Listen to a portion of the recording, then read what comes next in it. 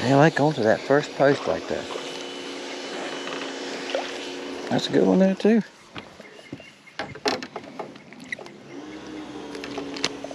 Man, I'm grabbing that jig head. They done did that 4 or 5 times. He got tail messing. Look here. That had to happen a long time ago. It's done healed. You ever seen one like that? He's still putting around with half a motor there, isn't he? I watched him swim off, guys. He swam off at an angle. I'm serious. He didn't swim off like this. You reckon it's because of that tail? His rudder ain't holding him up straight? Wow. He's still eating. That school of shad came in there earlier. I reckon that was a blessing for him. That came right on top of him. All he had to do was open his mouth and move a little bit and grab one of them.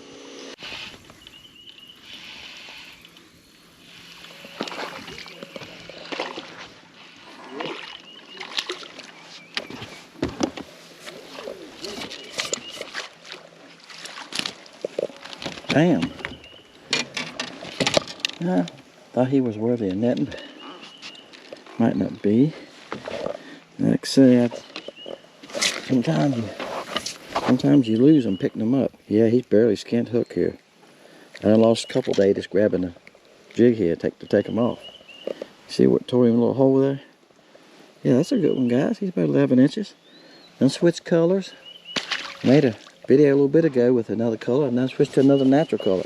The natural color was working so good, right? So I said, let's try another one. That's right. So I named a lot of these BA colors after westerns. Where you going?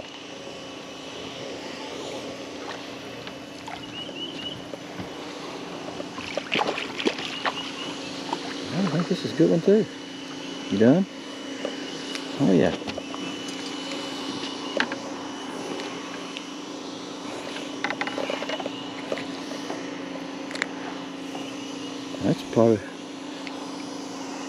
He's probably 11 inches. All right, Bronco. The water has some color to it. If y'all can tell that, we've had a lot of rain. I mean, a lot of rain. It flooded in my subdivision. It flooded again across the creek above us, and they had to block the road. That's how bad it was. And there's 2 double culverts there. And it's just a small creek you can jump across. But when it rains hard like that, for 5 inches of rain in an hour and a half, and it rained all night long on top of that, right, we had 5 inches plus for that all night. It flooded, and all the creeks in this lake are dirty right now. And I'm in the mouth of a creek. I'm almost on the main channel. And the main channel looks a lot better. But the water has cooled down to 78, I think it was, yeah. And shad are starting to move back in this nasty water. So the fish are coming with them. That's why I'm back here today.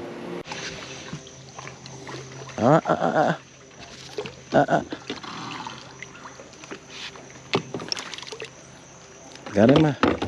Ran right to my transducer, guys. 2 pound test. You can't have him running around something like that. I've had him do it before. In a long time. Oh, he's about 9.5. About summertime crappie, guys. This color's called Slayer. It's a neon blue. Now, Killer is a regular blue with blue and silver flake in it. Okay. The Slayer color has silver, blue, and red in it. It's a very small flake in it. But it's a neon. The difference is neon takes less light. See how this water's got some color to it? Well, this blue will show up further down in the water before it turns gray. Colors turn gray after they lose light. Okay? There's people on YouTube that have videos about that, but you just Google it. I'll go on top of your bar up there and on YouTube and type in baits changing colors, underwater baits fishing, and I think the guy's name is Rogers that does it. He shows it, okay? I think his name is Rogers. All right, come on. Yeah, he's a little bigger. Well, I'm just holding on, guys. I'm not even reeling. Yep, there you go. He's big. You learn how to use 2 pound tests. You learn that you got a fish on, you don't set the hook like you're going to cross his eyes. Either you give it a hard pull. I hand sharpen all my hooks. That's right, here's a nice one. Nicest fish I've caught today. You hand sharpen all your hooks, so it don't take as much to set them. I got a little sharpener.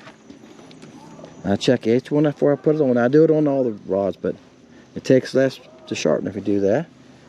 And once you get him away from whatever, if there's any brush there, of course you don't fish brush piles with 2-pound tests, right? I fished with Sam the other day. We fished brush piles, and I used my long rod. Most of the time he had 6 on it. And I had 2 spinning rods with me. They had 4 on them. But if I was going to fish brush piles all the time, I'd probably just use 6 all the way around. Boy, that's a good fish there, guys. He's probably pushing 12 inches. There you go. Again, that's the Slayer color. The Slayer slayed one, didn't it? Good one. All right, Slayer color working good. Kind of jumping colors in this video, guys. Just fishing. And I throw a couple colors there. He's about 9 inches. I'm throwing a couple different colors, and if nothing happens, I change it. Back where I caught the first crappie, I threw about 3 different colors there, and the crappie that I caught was the only color that they pay attention to. That's the way it is sometimes now. I think the water's getting dirtier the further I've gone back the creek. I see we've had a lot of rain, and the creeks are dirtier. So I think that's why this color, oh man, I had a bite right there. I think this is why this color right here is working so well. It's this neon blue is showing up in this dirty water. Good for them. Now you would look at this color, most of you, and go like, Dennis, that water, what's your visibility here? Visibility is about 1 foot. You'd say, that's not dark enough. You need orange, or you need banana pepper or slice. And you're right, those colors would work just fine. But blue's a good color too for dirty water. And again, these fish can see down in that water further and better than we can. They're beating me. You see they're coming off a little piece of trash right here? They're rolling up and grabbing it. I said, they're not that deep, they're 8 feet. This bait, I picked it up off the bottom of my boat deck. Yeah, it's been used, so it's not staying up good. Oops. That's what we call pitching it just a little too far. I'm just pitching it underhand. So I could do that at 1/32 ounce. This 2-pound test comes off the spool good. Now I can see my bait right there. They're after it already. They're just not committing. They're just hitting it like, yeah, it looks good. Let's bite it one time. And let's lick it a couple times to see what it. Let's see what it tastes like. This one licked it a little too hard. I grabbed that line and I shouldn't. How many times you grab the line and the hook, the bait comes out of the fish's mouth and the hook goes in your hand because the line slides through your hand, doesn't it? I've done that too many times. That's why I like to net them, especially if I have any size to them. This is usually I use a size 4 hook with an LC shad, but I had the 6 on because I was using a BA Stinger a while ago, and I didn't retie. That little 6 goes in there. He's about 8 inches. That little 6 goes in that fish, and he hard to get it out. Now to prove what I was telling you, now the jet skis are rolling. It's a gas station, guys, about a half mile up this creek. I go by on the way in. I live on the other side of it. It's a gas station and they sell food.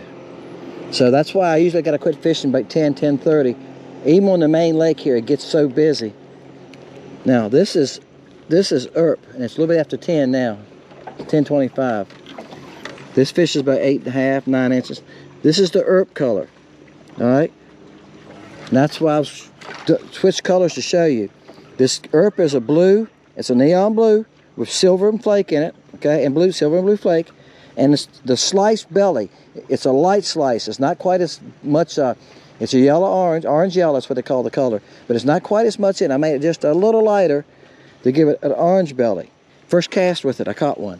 See, that's a perfect color for this watercolor. Colors make a difference because the fish got to be able to see it. You know, I was talking to a bass pro one time. We was talking about bass baits. And I said, This was years ago, 15, 18 years ago. I said, you know, the thing gets me about all these bass baits, some of these colors, it don't make sense why fish want to eat them. He said, well, don't get hung up on the colors. Those something they can see. He said, they can't eat what they can't see. I thought, well, that's a good point. So that goes with crappie too. If they can't see it, they can't eat it. How many things in the water that are orange? And I know we use orange a lot in dirty water, right? Blue is also a good color for dirty water, all right? Blue works fine too, as you can see. And I got that light orange belly. That makes it easy for them to see it. Now I can already see my bars or grids on. Y'all can't see the grids. The grids are 2 foot apart. This bait was a good 4 to 5 feet. There's a couple bars from the fish, and already they had run over there and checked it out. Oop, they're hitting it. Already they started running for it to check it out. So they can see it 4 or 5 feet away, and the visibility here is about 1 foot. So yeah, don't get hung up on that kind of stuff. They'll fool you, but playing with colors can make a difference. Don't be afraid to play with colors. Sam and I fished together Friday, and we was fishing brush piles. We would fish one color, they'd quit on us, and we would switch colors, and we'd catch a few more. Y'all heard me say that many times. Don't be afraid to leave a spot, switch colors before you leave. Don't be afraid to try some color that's a little wild. You're like, it's a little wild, I don't think it'll hit this color. Try it. Try it. What do you got to lose? Bam. Alright guys, this video is not about the size of the fish. This is summertime. I don't catch a lot of big fish. I have caught a 12-inch one today. That's a bonus this time of year. What I was trying to show you here, the fishing's a little tough. It's finding the right bait and the right color. See, in the LC shad, they would hit that. They would hit that slayer. They're hard on this one, as you can see. I'm getting a bite every cast. All right, and that is a real small fish. He's about 7 inches. But it's not really about the size of the fish. It's what I'm trying to show you. He could have been 12 inches. He's got the. He's still a crappie, right? Play with colors. Don't be afraid to play with colors. Get on Lake Country Baits and buy you a couple of these odd colors. Because you're not going to walk in a store anywhere I know of and buy a bait with a blue back and a light orange belly. I've never seen it anywhere. I've got custom colors, and that's what I'm trying to do. I'm trying to make colors that you can't buy in any bait shop. And I have a lot of them like that. A lot of my natural colors look like a live bait. And I've got some wild colors. I got some with wild color tails too. Yep, with lime tails, black tails. So check it out. There's over 80 colors on Lake Country Baits. Alright. There's another one on the ERP color. There's a couple back under this dock. I don't think there's any really big fish here. Like I say, bigger fish can be hard to find in the summertime here. Well, come here, boy. You've been hooked before. He's got a... Hold on a minute. Alright guys, I got him. He's right at about 9 inches. And I don't see any big marks back there. Like I say, after all the rain we've had, and we had a flood this week and everything, I feel lucky sometimes, summertime, to catch fish. Okay, switch docks on you. You hear my camera come on. Still a baby. These smaller fish, guys, are not hard to find. And I thought I haven't fished this dock, gosh, for months. I think last time I fished it was in June. And I thought, let me try it. Because it's not a dock that a lot of people fish. I've seen one other boat here one time. And I'm on the creek I live on, so I run this creek all the time. And you see it's a group of fish right here. But I think they're all going to be babies. Let's see if there's any big ones in there. Sometimes you catch a big one out of a group like that, but y'all know what I'm saying. You get in a group, you catch a bunch of 8s and 9s, and finally you'll catch an 11 sometimes. Bam. Alright guys. This is a different day from the last clip. Y'all notice I showed you the boat's going by. I stopped, caught one fish, got hung up, broke my line, got another rod, broke that line, and quit. The traffic was so bad. You see it's not very wide right here. The lake is pretty narrow, but this is the creek I live on. And y'all have heard me say there's a restaurant and a gas station all in one combined. up about a quarter mile. So starting about 10 o'clock on weekends, Saturdays and Sundays, this is just the main drive. Everybody just wants to run up there to get something to eat, get gasoline or whatever, get ice cream. So I stopped coming back in. I was heading in for the day and I stopped here. I said, let's check this dock. I ain't fished this dock probably since May or June. And there's some here, but there seem to be smaller. After that traffic come by 2 or 3 times, and what's happening is my boat's rocking, I'm trying to fish, trying to cast under the dock. Right, all the wave action. It's hard to control your bait, you'll get hung up on a dock anyway. I said, heck with it, I went in. So I thought, I didn't do an outro. So this morning coming out, I thought I'm gonna stop here and catch another fish off this dock, bam, and do an outro. There you go. This is the BA Stinger Junior. I've been using it, hold there where y'all can see it. I've been using it a lot. This is the brim color. Now, I don't make it and sell it in the brim color.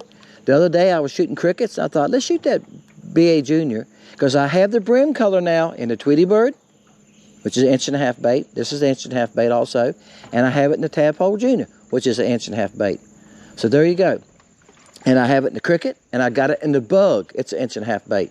So if you want the brim color and a smaller bait, I have it in 3 different small baits. Just trying it to see how it works. Only solid color I think I have is Virginia Shad, or 2 colors, and Movie Star. Movie Star is the same thing as Monkey Milk, guys. I call it Movie Star because I put silver in mine. They don't put silver in Monkey Milk, I don't think. I think it's just black flake in it, isn't it? I haven't used Bobby Garland Monkey Milk or anybody else's for, I can't tell you how long, 6, 8 years. So I really don't have any. But when I go in the stores, I just really don't look. I don't go to bait shops much anymore like I used to, guys, before I started making my own baits. When you make your own baits, you fish with your own stuff. That's right. All right, guys, appreciate y'all. There you go. There's an outro for you. Brim color just playing around. This dock right here is in the creek, so wasn't expecting to have monsters on it, but the water's starting to cool. It's 79 here. It's been averaging about 82, 83, so it's starting to cool off a little bit. Next week, we're supposed to have nights in the 60s. I done looked ahead, and we get those nights in the 60s. You get those nights in the 60s, it's gonna cool off some. You can see it's just a few fish there. There's like about 15. And I've tried a Blue Boy too. Blue Boy's a good color. I made it in a BA Stinger. The hardest part about fishing some of these docks, guys, is getting back there to them. All right, they are right there. They're back up where those chairs are, and I can see them move sometimes. If I get close to them, I'll see them following me out. I didn't see the one that bit me. I was on that side because I got the openings bigger, and throw them back in there. But I'm gonna give you one more point. I'm gonna close. This video will be a mile long, but I know some of y'all like suggestions and pointers. If you're fishing a dock and you're not used to skipping a bait, pick the biggest side. Sometimes you can see the band boards here. There's 2 baits. Well, they got them on the front right here, right? Your band boards, because your band boards are going this way. If you go to the side of the dock, means that they go this way, it's going to be 7.5 inches opening. It's going to be 7.5 inches bigger, right? See, because you don't have the band boards. Now, if you're fishing a floating dock, it's a totally different story. I was just telling somebody the other day, we was talking about fishing floating docks. And we have a couple here. You got those floats, you got to cast around them. Very difficult to fish floating docks and get to the fish. Sometimes you'd be fishing and you just can't get to them. I've been floating docks, you can't get to the fish.